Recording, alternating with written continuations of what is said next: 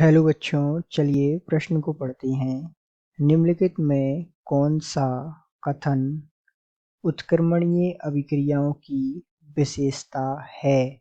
आपको विकल्प दिए हुए हैं। विकल्प ए है, ये कभी भी पूर्णता प्राप्त नहीं कर सकती है।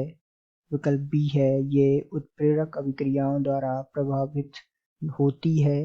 विकल्प सी है, अभिकारकों तथा उत्पादों के मोलों की संख्या समान होती है। विकल्प डी है, उपरोक्त में से कोई नहीं। तो आइए बच्चों, सर्वप्रथम मुख्य अवधारणा हम समझते हैं और मुख्य अवधारणा को समझते हुए विशेष प्रकार से इस प्रश्न पर चर्चा करते हुए सही विकल्प का चुनाव करते हैं तथा व्याख्या अनुसार इस प्रश्न को हल करते हुए उत्तर जानते हैं। तो जैसा कि हम जानते हैं कि जो उत्क्रमणीय अभिक्रियाएं होती हैं, जैसे कुछ उदाहरण हम देखें, A+B से प्राप्त है C, ये जो है एक उत्क्रमणीय अभिक्रिया है। इसी प्रकार हम देखें कि N2 से अभिक्रिया करता है 3H2, और ये जो है अमोनिया निर्माण की उत्क्रमणीय अभिक्रिया है जिसमें 2NH3 इस प्रकार निर्माण होता है।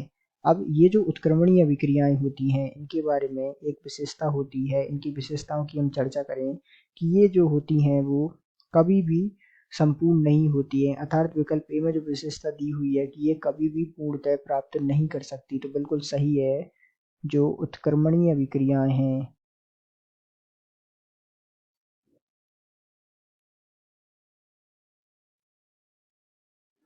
ये जो है कभी भी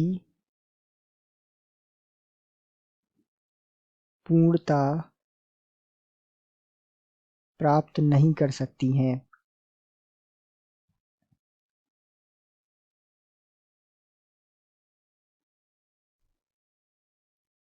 तो ये जो है इनके बारे में होता है। अब जैसा कि हम जानते हैं A+B से प्राप्त है हमें C, तो होता क्या है कि ये जो है अग्र अभिक्रिया, इस तरफ जो है अग्र अभिक्रिया संपन्न होती है और इस तरफ पीछे जाने पर जो है पश्च अभिक्रिया संपन्न होती है। तो ये जो अभिक्रिया है वो चलती रहती है और इस प्रकार ये जो है पूर्णता प्राप्त नहीं कर सकती हैं। ये जो है हम इस बात से स्पष्ट कर सकते हैं। तो हम यहाँ देख पा रहे हैं कि विकल्प बी भी गलत हो गया।